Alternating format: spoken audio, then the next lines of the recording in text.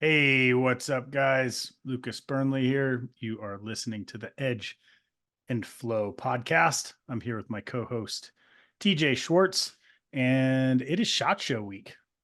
Sure is. Guess It's where SHOT Show neither of week. us are. We are not there. hmm How's that feel? This year, for whatever reason, like I've missed it for a couple years, kind of since like COVID Yeah. era, and I didn't miss it that much the first 2 years, and all of a sudden, for whatever reason, this year I got the itch. I was like, man, I wish I was there. So maybe next year. Okay, let's just plan on it. I actually last second was ready to go, got a badge, and right there's so many variables right now. Like I just realized this is actually a terrible idea. Mm, But it was because I literally had the thought like a week before the show. yeah. So fully planning on 2025 to go to SHOT Show. Part of it too is it's in the work week. It's because it's a Yes. B2B show. It's Yeah. like Monday through Wednesday or whatever. Tuesday through Friday, I Tuesday think. for yeah, exactly. Yeah. So it kills a actual work week. It's not just like a Friday, Saturday, like a Yeah. Blade show. Yeah. And it's interesting. Like if you're going as a designer or you're going to like do business, like Friday is kind of out hmm because any brass, right? Like any high ups in the company, for the most part, they leave.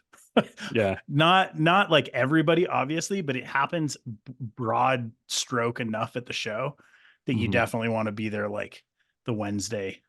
Yeah. You want to be there Wednesday. Yeah. You Yeah. know, Yeah. if Tuesday is like hit or miss because it's so busy when the show starts. I think you can get away with like not going Tuesday, but hmm still probably Tuesday, Wednesday.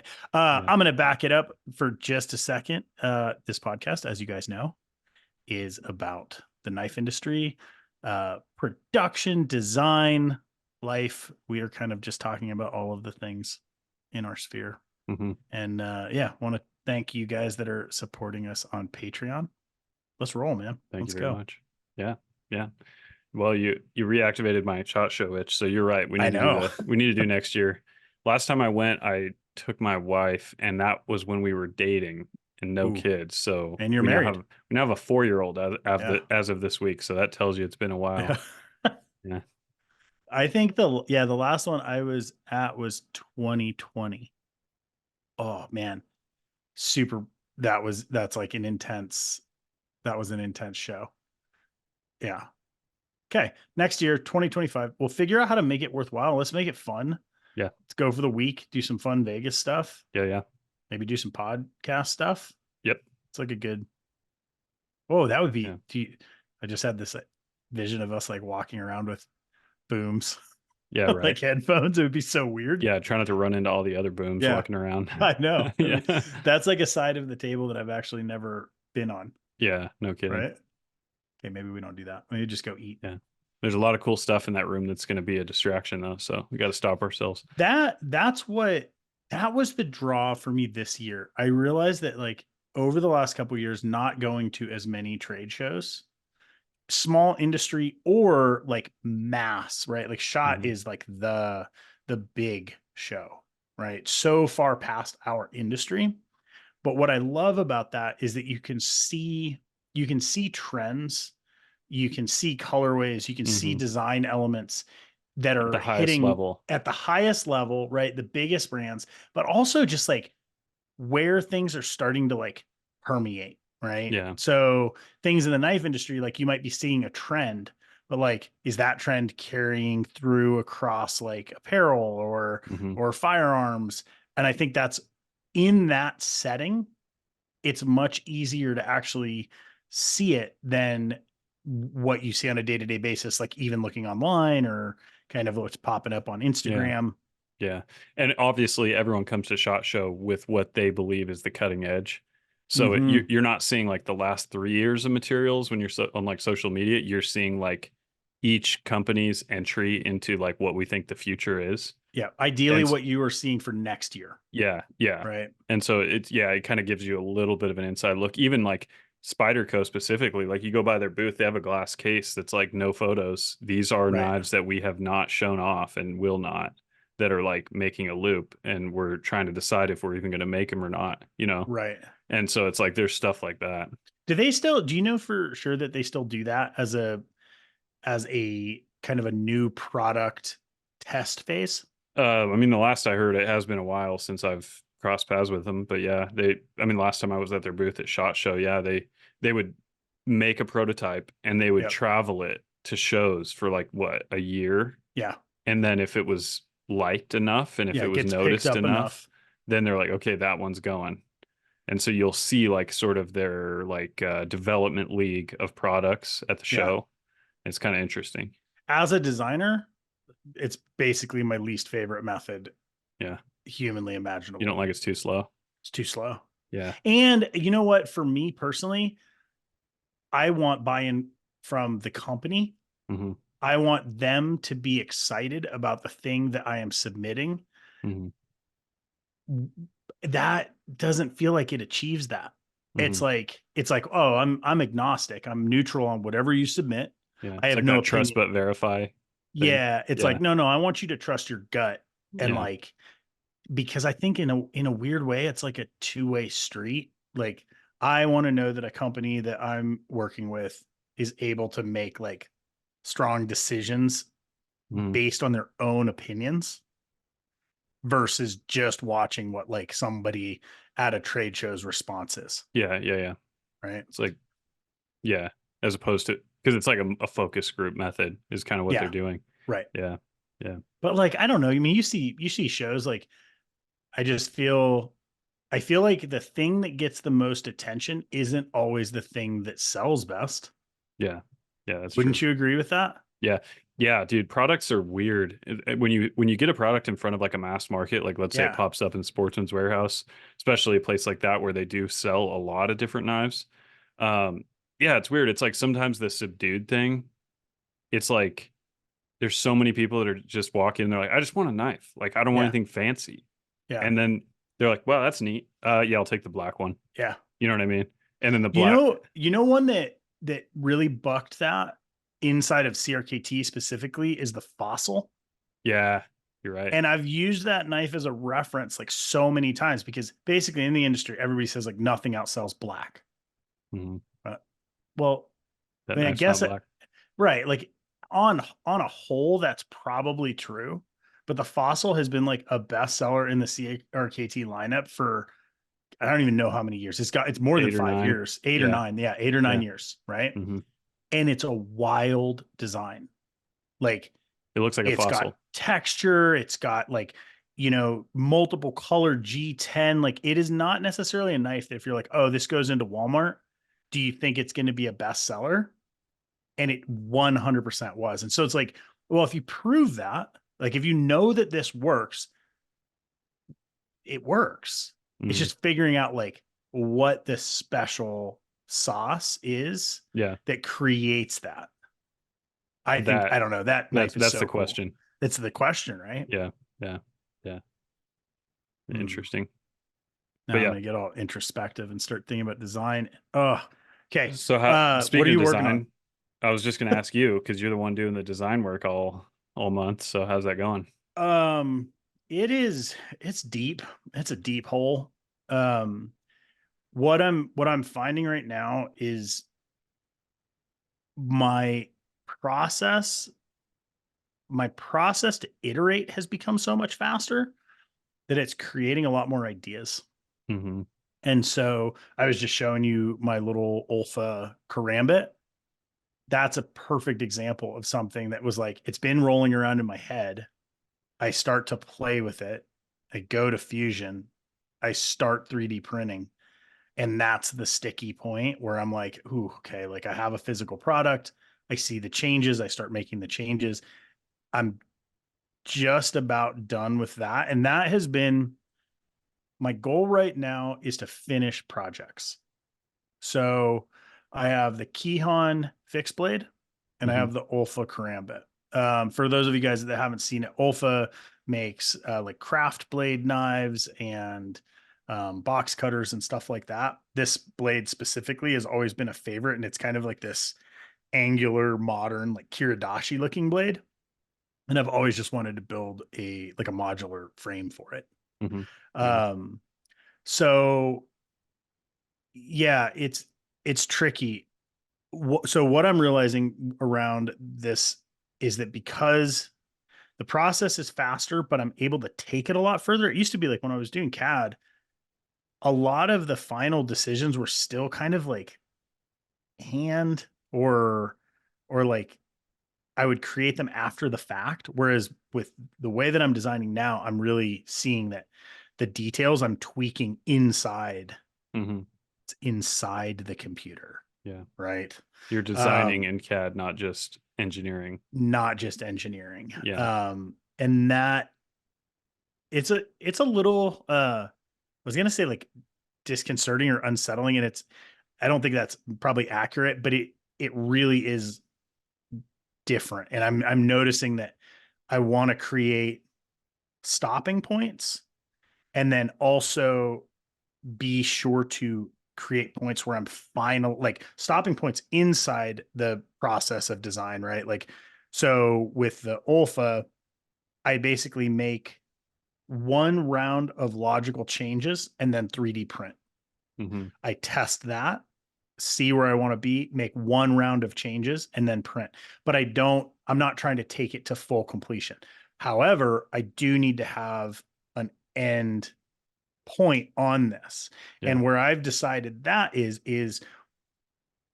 ergonomic completion and profile completion is where I will stop, consider the project complete, and then it will enter manufacturing phase where I can look at construction like method versus like because there's so many like we were talking about like right now it's a two-piece frame.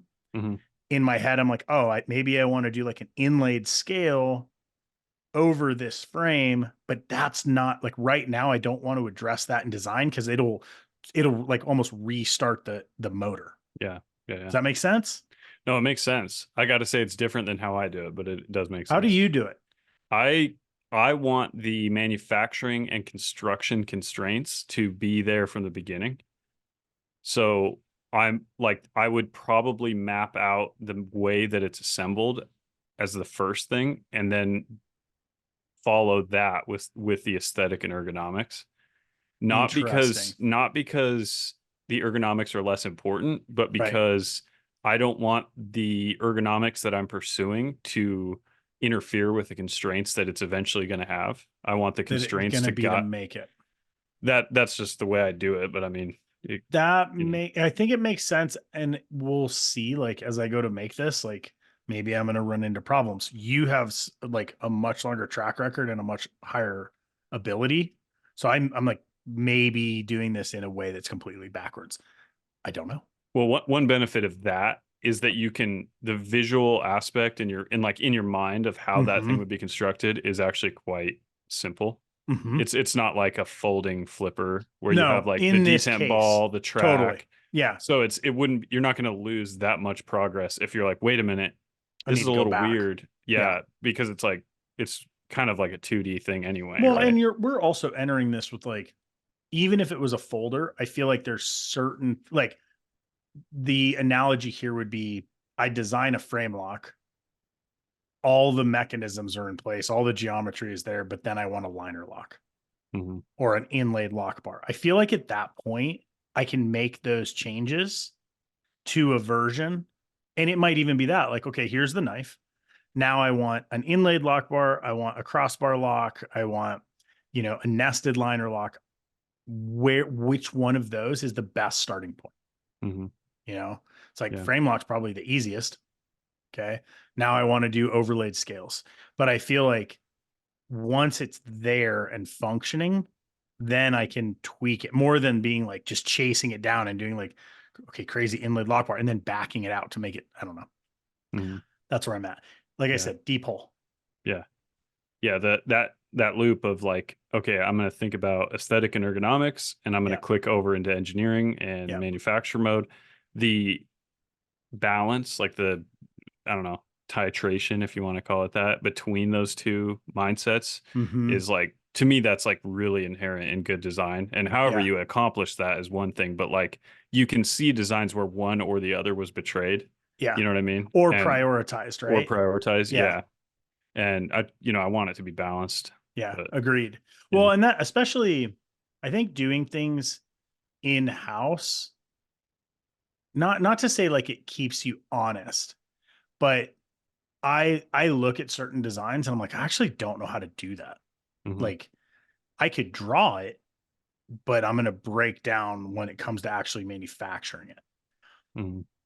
And not to say that that process, like a great example would be like almost like Elijah Isham, right? Hmm. Rest in peace. Where the designs were wild. The manufacturing like skill that was required to actually make those, Also like wild. also wild. Hmm. I could get closer to drawing something like that than probably making it at this point. Yeah. Whereas if you're doing it kind of organically, I think you you progress through the techniques both of the design and the design language, but then also in the manufacturing side. Hmm. Well, and okay, so like to tie this in, the Kihon fixed blade is now actually at the manufacturing stage, and you helped me get like stage one of fixturing done, Hmm. right? So basically have like, I think I sent you a picture of where I was at, right? So Yeah. like Hmm. blades are aligned, processes like stages are in place. That that is wild. That's actually somewhere that I've never been because I've never fixtured like this. That's pretty cool. Yeah. It's like Yeah. it almost starts over, but it's great because now I'm not messing with the design itself. Yeah. I'm saying you're done, Yeah. on to the next. Yeah, that's the endless battle of the creative is like you have to stop somewhere. And it's Oh, like like, the Mona Lisa or any of these paintings, yeah, it's like if you look into the history of those, they were painted over like years. yeah, You know what I mean? I think the Mona Lisa, what did he spend? It was like a decade or something crazy yeah, on it. Because it's just like, I don't quite like that. I'm going to do it again. I don't yeah, quite like that. The revisionist kind of it's never perfect mindset is if you're going to manufacture something, has to stop. Like right. then the manufacturing becomes the art and you're always going to improve that. But it's like, unless you're a true custom maker, you don't have the real option to like redesign the product every Right, every time. time. Right. Well, this funny. I've been thinking about this recently. The like we talk about custom versus production a lot, and I think that when like early days making things fully by hand, when I look at the amount of revisions I would make to any given model, it was almost endless. Like Mhm. basically every batch of a knife I made was slightly different than the batch before. Yeah. I think that in a certain way, that type of making and creativity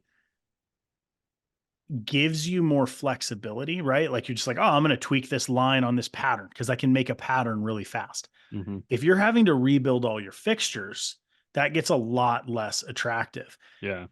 But looking at the process around CNC, I think like the way that that is almost, if you were like, I'm going to use CNC, but I'm going to be a true custom maker, it's almost just like limiting your numbers before moving on to a new project, Hmm. because then you're not tied into like, oh, this is my production fixture and I have to make this knife the same way every time. Right.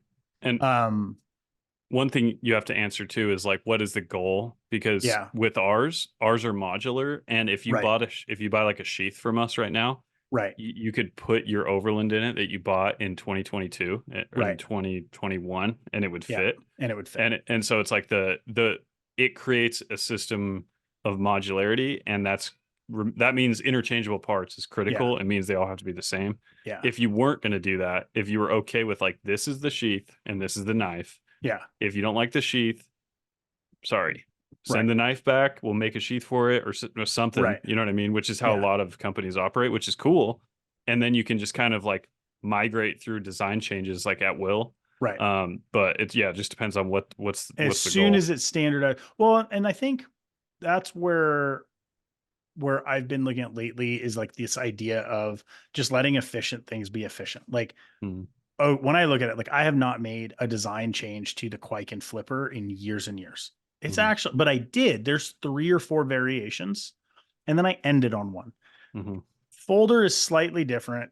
because they're still high end, they're still hand fit, so they're not truly interchangeable parts. Like I would bet that you could probably grab most Quikens and swap some parts and be fine Mm-hmm. at this point, right? Like once they are CNC'd, even if there are minor tweaks, you grab a Mm-hmm. backspacer, you probably even swap a blade on some of them. Mm-hmm. But because there's still a high level of hand fitting, it's more custom. Yeah. I think that looking at work in the future and like growth, I think that I'm trying to eliminate that like hand fit component because I don't see it adding value past a certain point. Kind of a tangent, but related to this. So I'm making polys right now, right? My little pry bar. There is though they're fixtured and they're on a pallet, and basically it's like a little like a 3x4 sheet of titanium. First op goes in, drills some holes, and cuts all of the top side details, like the Mm-hmm. pry bar, angle, the logo, the chamfers. It then gets flipped on to two locating tabs, and the backs get finished, but Mm-hmm. it's held into the coupon by little tabs. Mm-hmm. Okay. I cut the tabs out.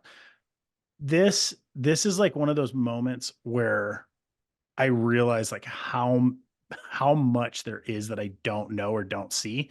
So we've made these for probably 4 years. Mm-hmm.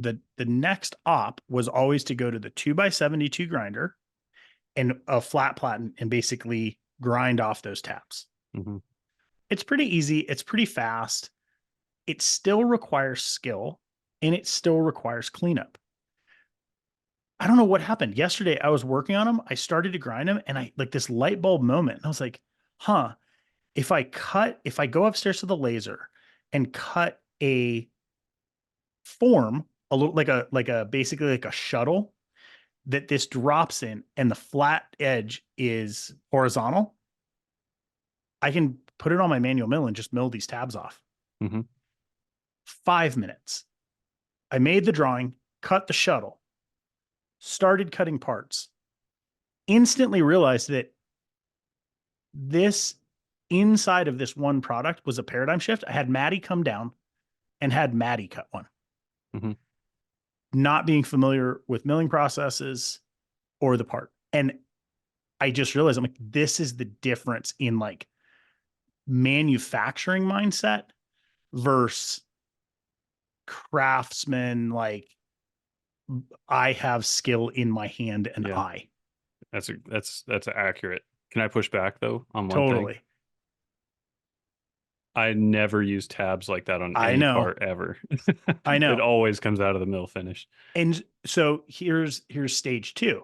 As I'm looking at this, I realized that I created an efficiency around this part. This part that was designed probably 4 to 5 years ago Mm-hmm. with what I knew then. Okay. I looked at it and I thought, I don't know that I would make this part the same way. Mm-hmm. I will run it by you because I'm very curious to see how you would run this part. So do you remember my Scalpel Plus? Yeah. Exactly the same setup would make those parts without any tabs because they don't have through holes. There's just a lanyard hole that's kind of weird that you have to chamfer. Yeah, basically, if you had them water jet, Okay.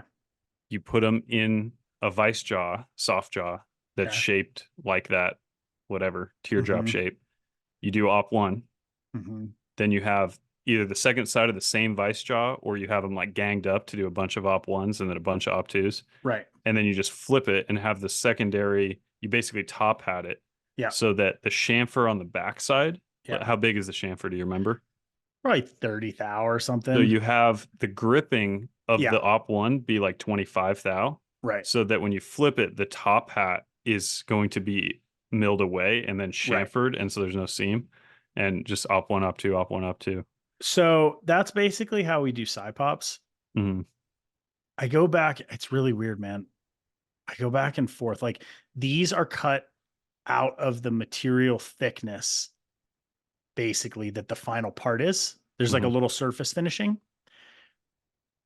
I've always had some weird like resistance to using like much thicker material and then milling it away. And I It know that it's not no, it's the same correct. thickness. It's the same Yeah, thickness. there's no material removal in thickness. Okay, you'll have to go over it with me because I don't understand that. Like, I understand, like, okay, to make a 1/4 inch sci pop, starting out with, uh, a 375 Mhm. block, Yeah. and then you're like holding on to an eighth of an inch, and then milling that eighth of an inch top hat off, Right. So right? the benefit, if you have chamfers, that's the critical thing. Because Yeah, you have chamfers on those parts, yeah, you make sure that the top hat is coincident with the actual surface. So again, yeah. like you're using, like if it's a 1/4 inch side pop, you're using a 1/4 inch material. And Mm-hmm. let's say you have like a 50 thou chamfer on a side pop Mm-hmm. or whatever it is, you have a 45 thou top hat, right? So in Mm-hmm. op one, the jaw is only holding on to 45 thou and it's Mm-hmm. milling that perimeter like all the way down to the jaw. And you Right. might even like skim the jaw a little bit, Yeah, no big yeah, yeah. deal. You flip it, you now have a 45 thou top hat. You just quickly mill that off in one pass But with it an end has mill. to basically be your chamfer. Otherwise, you get like a parting line. Yeah, otherwise you'll get a parting line, but the chamfer will cover up what that end mill you have it go Yeah, around, and yeah, yeah. I'll have the end mill leave like 3 or 4 thou so that I'm not adding like a parting line on accident. And Super then the interesting. chamfer comes in and that last 5 thou of that top hat gets Uh-huh. chamfered away. And so it's yeah, like the scalpels, I would have them surface ground to 125 thou, so they're eighth of an Okay. inch thick. And they had like 30 thou chamfers. So the actual flat in between was only like 60 thou. Yeah. And yeah, you could do it that way. Okay. There's so it's endless. Like Mhm. machining practice or like strategies are endless. Yes. Yeah. That's where having like a true machinist is like helpful if you're at the point where you're like, all right, here's this part. And they're like, oh yeah, no, no, no. Like here's a much better way to make it Mm. than what you're seeing. So I don't know. I was psyched to see this and to be able to make the change. And then, like I said, it made me realize though that like overall the part is probably still made in a very inefficient way, It's improvement though, but it's an because improvement. yeah, yeah, And yeah. it's right now, like I mean, we talk about all the time, right? Like we go back and forth on having an employee again. Hmm. I think we're slowly working back towards having an employee, but I cannot do it while the majority of the process is skill based. Like Hmm. not skill based, like don't take your finger off in the milling machine. Like skill based, like your hands have to control this operation to give Yeah, me a tolerance that is still a machinist tolerance. yeah. Manual. Yeah, yeah. Manual skills. Yep. It's like it has to be no, no, no. Indicate the part and then just run the next 50 on the milling machine. Hmm. Manual, but you have to be able to do that. That's Yeah, so different. Like, yeah, you know, it's really, really fun. That the goal with the Keyhon fixed blade is that, yeah, right? So, yeah. That'd be great. okay. That's what I'm working on. Design into shop stuff. Yeah, that's awesome. Let's talk shop stuff. How's your new shop coming? Yeah, so I got the keys and everything on the new shop. Went over there. I'm framing in my office and the clean room because I need an office before I move in because I just want to have it all sheetrocked and ready to just put my actual, where I'm sitting right now is just going to get moved over there. And then the clean room obviously is necessary because we need a really well lit, everything painted white, uh, clean, oil-free, dust-free space for shipping. The assembly and like the knives, like if they get dusty, it's actually not the end of the world. Like what I'm worried about is packaging, Yeah. boxes, tape. Yeah. If there's dust floating around, like it's Yeah. very hard to keep oil off of boxes. It's hard to keep tape from getting all dingy. And it's like it just needs to be clean. And so Yeah. that's what we're working on. I framed in all of that. I just haven't hung sheetrock. So I'm gonna hang sheetrock this weekend. I relocated a light switch because when I framed everything in, the front door to the shop, the exterior front door, main man entrance, the door swings the wrong way. and it's Okay. it. I added a wall that makes the door swing in a way that's dumb Okay. because it makes you walk straight into a wall. And Oh. I didn't care because the front door is trash, like it's in real bad shape. So I'm gonna have to buy like a industrial metal door that swings the opposite direction. So I'm gonna do that. But anyway, I had to move the light switch because when you walk in a door, where's the light switch? It's always on the side that you Right. open, and it's was going to be concealed by the door swinging in front of it. So I rewired that. So it's a bunch of little weird stuff to get that office area all done, but it's all functionally done. It just needs sheetrock now. And then I'm going to go through the power and just kind of massage some things because I've concerns about previous tenants and what's been done. There's like 4 generations of like weird electrical decisions. Mm-hmm. And I just kind of want to I don't see anything that's like not immediately going to work. I just want to get in there with a tester and look at these breakers and wire sizes and see like did they put bigger breakers on wires that shouldn't have Shouldn't. them? Are you What competent enough with electrical to do that? Yeah, I wouldn't like I wouldn't do like a whole bunch of panel work or anything crazy, but like to check because part of it is like which of these outlets did they wire for 220? I need to find out Right. because I don't want to plug a bunch of stuff in and not know, oh shoot, that was a 220 outlet. I just Right. fried my bench grinder, whatever. So I need to just check and look inside the panel at what is in there. Yeah. And then if something is jacked, like if I'm switching something from 220 to 120 or from 240 to 120, whatever you call it, that is pretty easy. Yeah. Stuff like that. Like I have zero experience with electrical, and like I would like to. It's just something that I'd always been hesitant. So I just like Mhm. get help. Yeah, like I said, I had that electrician as a neighbor when I did all the work here. So what I did is I put it on myself to do it and then have him check it and have him there when I was doing some stuff I was worried about or like not 100% sure. And I got invested enough in it where like the real basic, just like, you know, outlets, lights, switches, pretty well understood. And like I said, I wouldn't do anything like totally crazy, like install a sub panel or something that is like, you know, huge code things that you got to be Sure. paying attention to. But I feel pretty confident in being able to like, okay, this switch goes to those lights. There's more conduit coming from that switch. Where's it going? Yeah. Like, oh, that's going to an outlet where there used to be an AC unit where I'm not going to put one. Like, Right. why is that there? Like that Yeah. kind And of like stuff. found power is awesome too. You're like, oh, Yeah. this isn't being used. Like, Yeah, okay. exactly. Gives you, I wish that I would have had a 400 amp panel put in my Mm, shop because I did a 2 and I'm like maxed out. really? Yeah. Are I you have maxed out because of this number of breakers? yeah. So you're You can do probably split breakers and like, well, I was gonna say I guarantee you're nowhere near 200 no, amps, like not even remotely. no. You just need to put a sub panel in Yeah. and then put more breakers in. So you Yeah. don't really need 400 amp service. I know. So That'd be cool. currently my whole shop, my entire shop, so it's 2 mills, air compressor, and then 1 mill running on a phase converter that's 15 horse. Mhm. Uh, heat for the Kydex, Yeah. dust remover, all of that is on one 60 amp sub panel. Yeah. So it's like all of them running at peak load for 18 months now, never tripped that 60 amp breaker. And so it's like I'm probably using like when the compressor kicks on, it's probably for like a second using like 25 and it's a 5 Right. horse compressor. Yeah. But I mean, I'm using like, I don't know, 40 amps in a whole manufacturing You're not, yeah, you're piece. not all tied in. We, Yeah. my first house, was my first like owned shop. Yeah.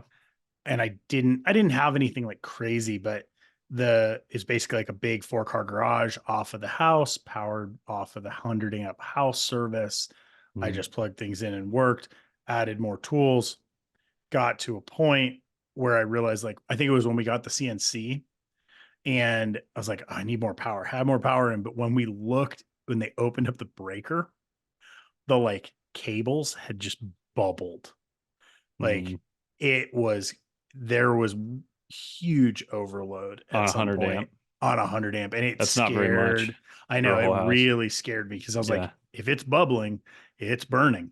Yeah. Like that's a step away from just like igniting. Yeah. So since then, I've kind of just really, I want more power than I need, and I don't want to make mistakes. Yeah. Yeah. It's not an Yeah. area, Yeah. not an area I want to But play with.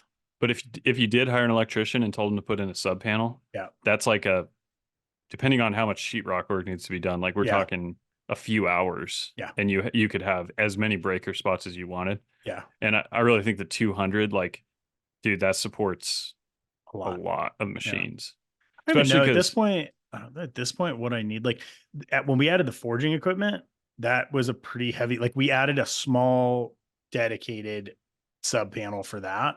mhm, Power hammer and a press yeah, and a heat treat oven. I think kind of running on that, and it's yeah, yeah something I need to learn more about. I got yeah, books in the library on it, like in my library, but right, it's because I yeah. have ADHD.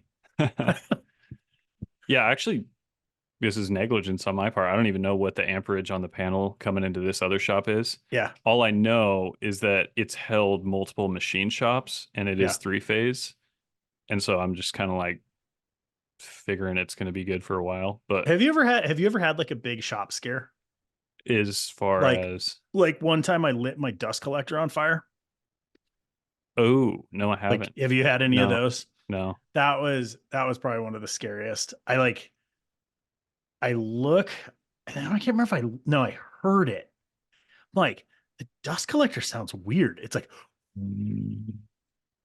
it basically turned into a jet engine. Yeah. I had a spark arrestor. Spark arrestor went dry, like a spark trap. What Sucked a spark material? in. Man, at that point I was probably titanium. Mm, And it probably wasn't something that I was like directly grinding in. It was just it picked something up. And there was just like a 3 foot flame coming out the side of my dust collector. I that's it scary. was it was so scary. And I had like a chemical fire extinguisher, used it, got it out, like completely coated my shop in like nasty chalk. Yeah. Super scary. Yeah, that's terrifying. Fire So is about as scary as it gets. oh man. Yeah. They're just like, I mean, with tools, like fire is scary, but like it really is scary. Water is like a different thing because like all of our tools are metal, so water damage is like Yeah. arguably more disturbing. Yeah. Like It's just less somehow, like dangerous. It's not going it's to less. kill you. It's not gonna kill you. It's gonna rust all my tools. Yeah. So I don't know which one is scarier. Yeah. Like Yeah.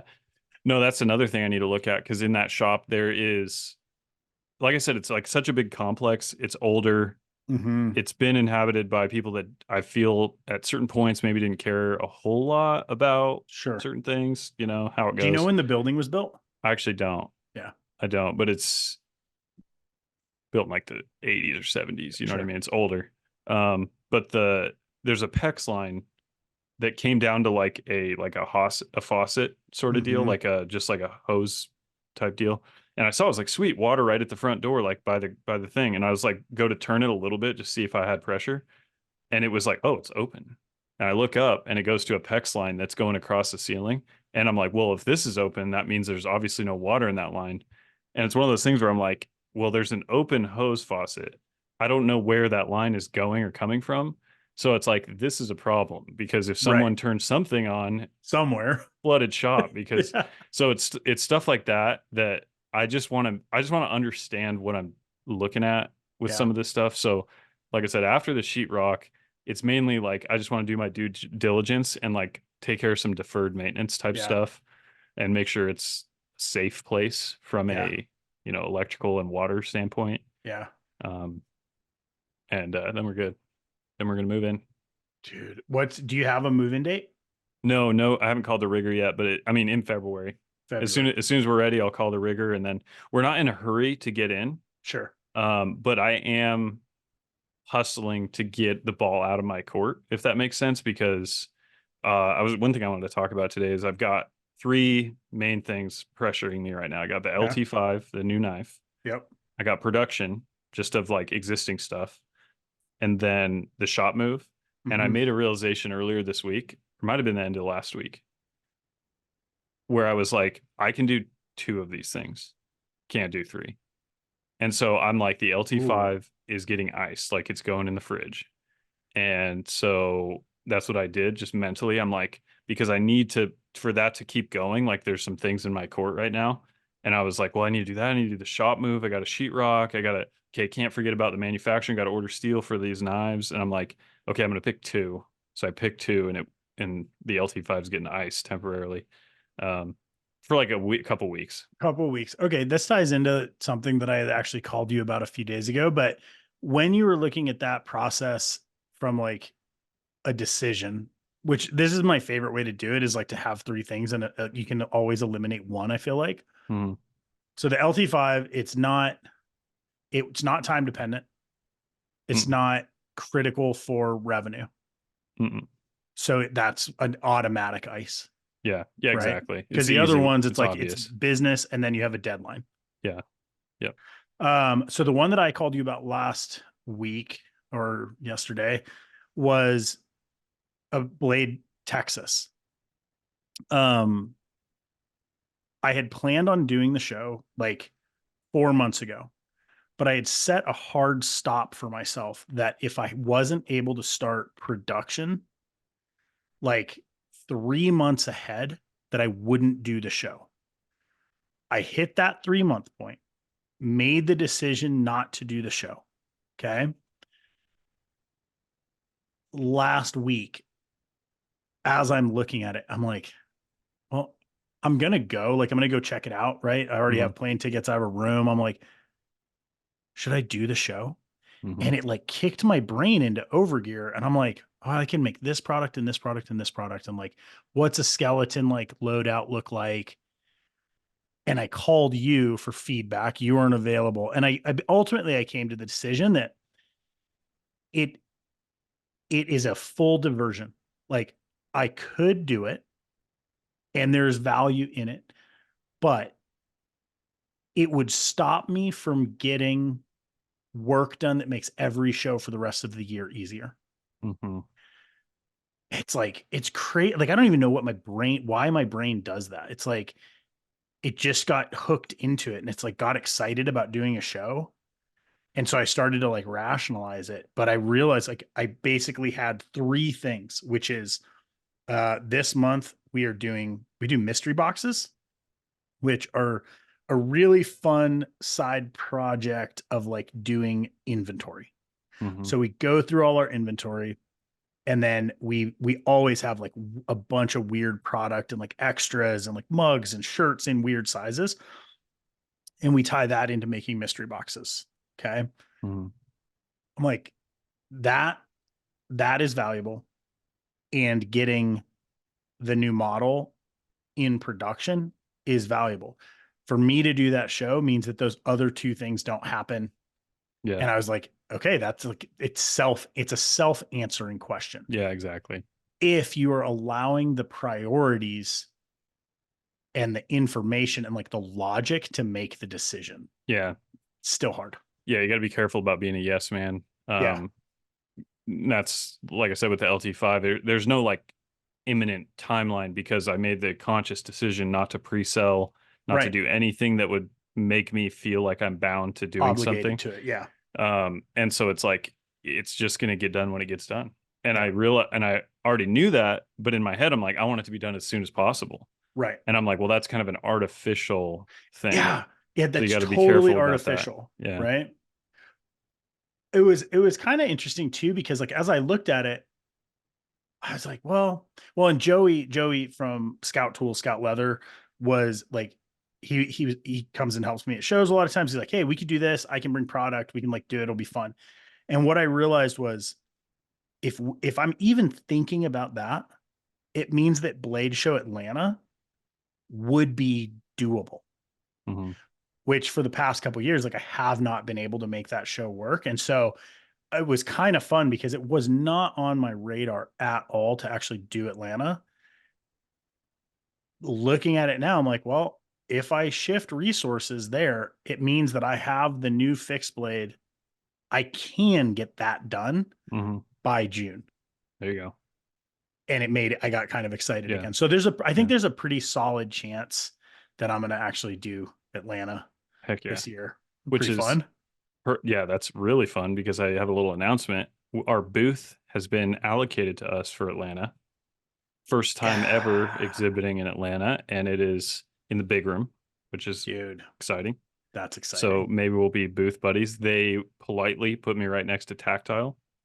Oh, So that was cool. that's very nice. Hmm. Dude, nice back wall. Yeah. Lots of breathing room. They reoriented though. Did It's they? it's yeah. So you remember how there was tables on the right hand side that went basically all the way back? Yep. They moved a bunch of booths into so take the back like 3 columns of tables and get rid of them and put booths there. So the booths wrap around in an Ooh. L shape around the tables now. Oh, nice. And but I'm where the tables were in new Okay. booth In a space. booth space. Yeah. Dude, I love it. That is so my first Blade show was probably 17 years ago. And I remember like that feeling of just it because it really is something special. Hmm. It is the industry show, Yeah. It's a big right? dance. It's the big dance. And Hmm. I've described it over the last few years when I go and Here, don't have a table. hold for 1 second. Yep. Let me see if I can pause this. All right. Back to recording. Little production question. Yep. No biggie. So I've described Blade Show as like when I go back and I don't have a table, it feels like you're like re-entering the Coliseum Yeah. because you do it for so long and so many like relationships are built and like I know how the carpet smells and it's Mm. super weird. I like hit the floor and I'm like, oh, there's muscle memory. It's so Yeah. weird, man. I'm excited. Dude, congratulations. Thank you. Thank you. And re-up for Blade West. Obviously, that's the Nice. Blade West is officially like guaranteed from us every year from it. I mean, I don't see that That's like your changing. home show Yeah, almost, it is. It's home turf. right? Whereas Atlanta, like I really think we'll be there for the long haul. We'll see how it goes, but it's we're gonna have to hoof it to get out there. You know what I mean? Like with a real Yeah. booth, it's out there. It's a ways away. It's It's like real. All right. Well, 2,500 miles you know away. what's cool now because you have bigger space, you're going to be able to like Yeah. palletize your Yeah, booth exactly. and ship it ahead of time and like do it professional. Yeah, that'll be Um, awesome. yeah, I don't know what I'm going to do if I actually go because we don't have the space really to do that. And like, I don't really want to go to IKEA and like build a booth. So I don't Mhm, know. I don't know what the solution. I'm always tempted after these like lulls in shows. I'm like, hey, just go back to a table. But I actually mhm, don't think that. I don't think it works for us. mhm. I think it would be a bad. I think it'd be a Yeah, bad fit. yeah. Well, it's literally a tight fit. We create Yeah, problems. yeah, yeah. So I think a booth. I don't know, Alicia, if you're listening to this, You're right. give me a booth. There you go. Okay. Yeah, they emailed me. They're like, "Here's your booth space. We'd love to get you at Texas." I'm like, if I wasn't moving shops, I had it penciled in to It's go this in. year, Yeah. but I'm so glad I didn't commit because I had heard wind of this shop coming through the pipe, and I was like, it's gonna be pretty close to, and now I'm Yeah. seeing it's like the exact month. So I'm thank God we're not trying Dude, to do sometimes that. sometimes you just have to take a break from things that are good, still good opportunities. Mm, Like if like something like shows, especially, I think if you take a break from them, it creates space that you just wouldn't have had otherwise.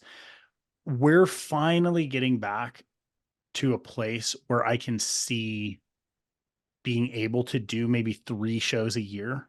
mhm, And the way that looks for me probably is like a big show, a very small show, and then like a mid-size. So it might be something like Blade Show, Pacific Northwest, and then the California show, mhm. or like subbing out a Blade West or doing Yeah, a Blade Texas, and it's really really exciting.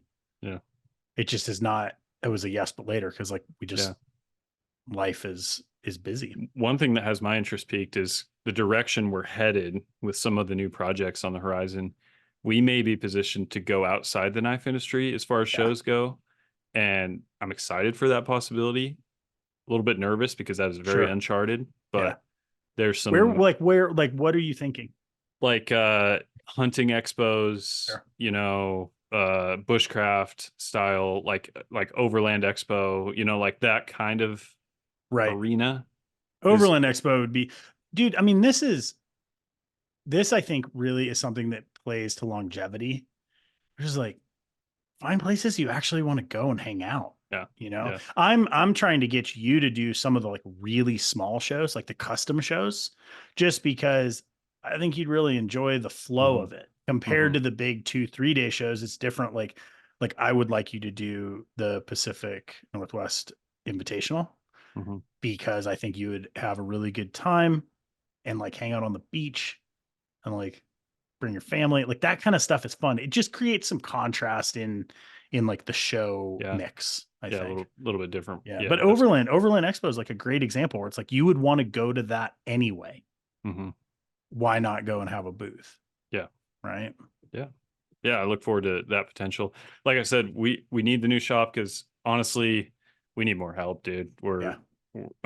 We need help. You're Like, because like this week I mean, I ran the silo all week this week, and it was like I had to let some emails slide. I had to, go a little bit longer before responding than I normally would. A lot of things. Like I said, I was like all weekend I was working on the shop. All week I was trying to keep us on track for production, and then all weekend this weekend back in the shop. And it's like I said, stuff like the LT5 is only one of a list of things like that. And I'm yeah. like, this can't become a pattern. Right. And when I hired Dalton, it was one of those things where I was like, okay, it felt a little bit like this. And I was like, maybe too early, but I just know Yeah. we're getting tapped out here. So luckily, if we can get settled in the shop and stabilize and get some things sorted, like a little bit of help here and there might be good. Maybe even part time. I don't know, but Yeah.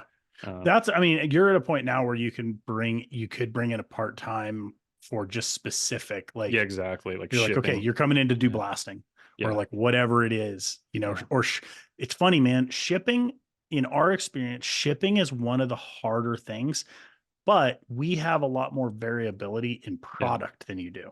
So the reason I'm seeing that coming is the LT5, little spoiler alert, is going to be bigger batch sizes and Right. larger sales in one shot.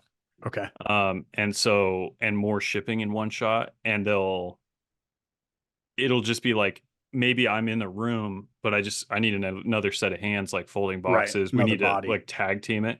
Yeah. And my goal is to not have it disturb what Dalton is doing because he's tied up, like he's fully busy all Right. week on production of what we already have.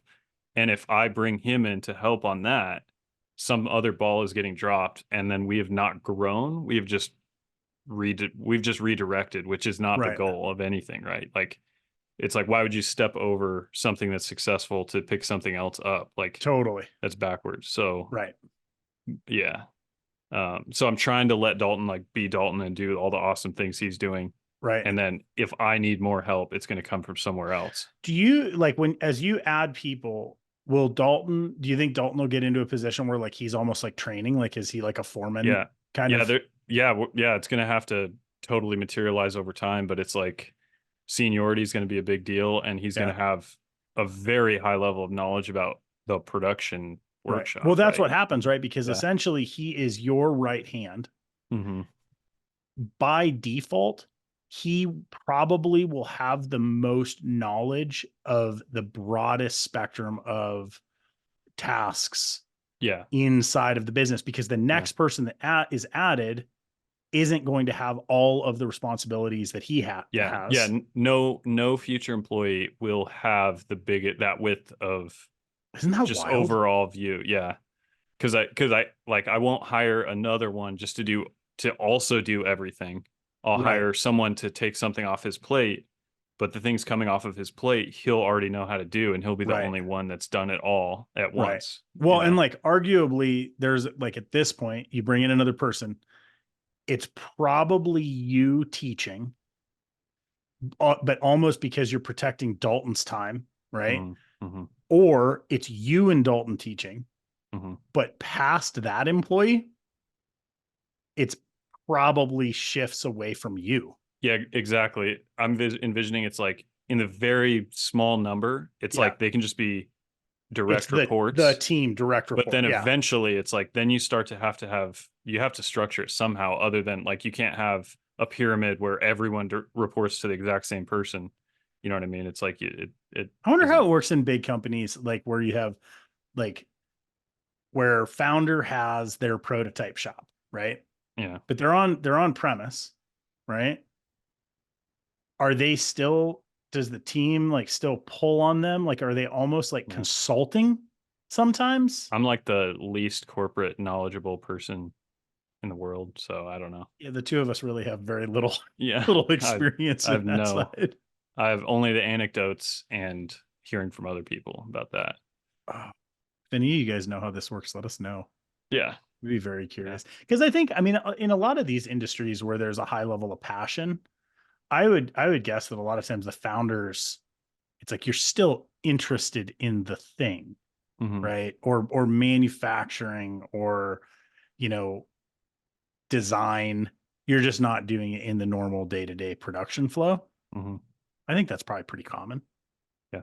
I just don't know at what point you're Well, not it depends on who the founder is, because there's true. founders that are salesmen, there's founders that are product guys, there's founder. Specifically relating to this, right? Yeah. Yeah. Like the Rick Hinderers and the Hmm. Emersons and Yeah. the Chris Reeves and the TJ Schwartzes moving forward. Like there's a process there that is you're interested, you make the thing, you grow the thing, Yeah.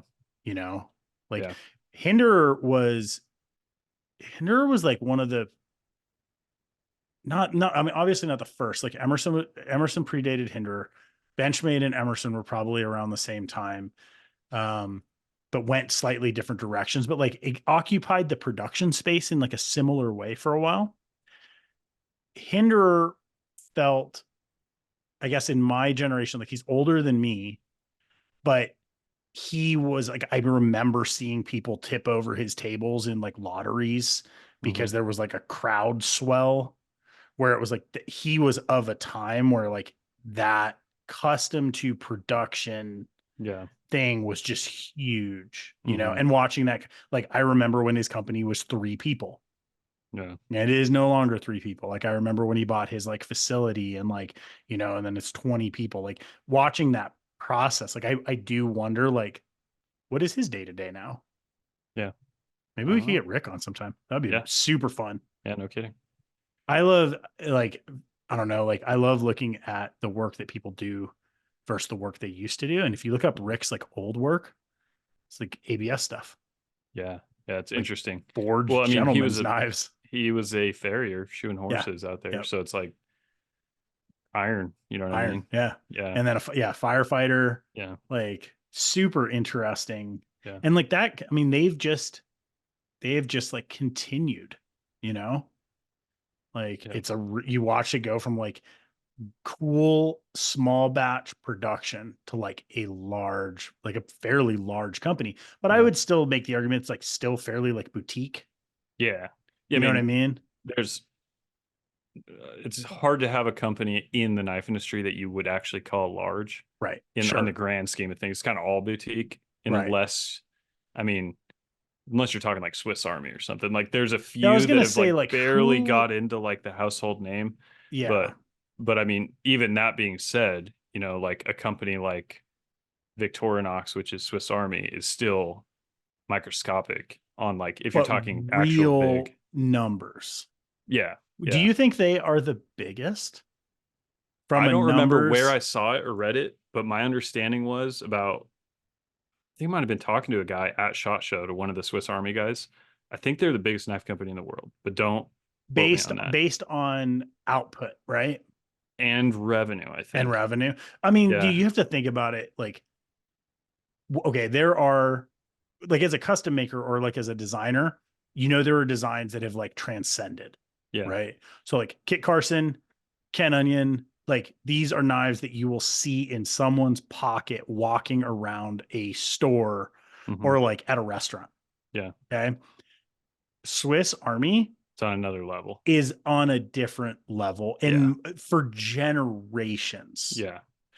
The And only of internationally. international and cross genre also, because it's Yeah. like you can go buy a Victorinox kitchen knife Hmm. and that could be, they make industrial kitchen knives for like restaurants. I mean, it's so broad. Let me look something up real quick. First time actually I've looked it up on live.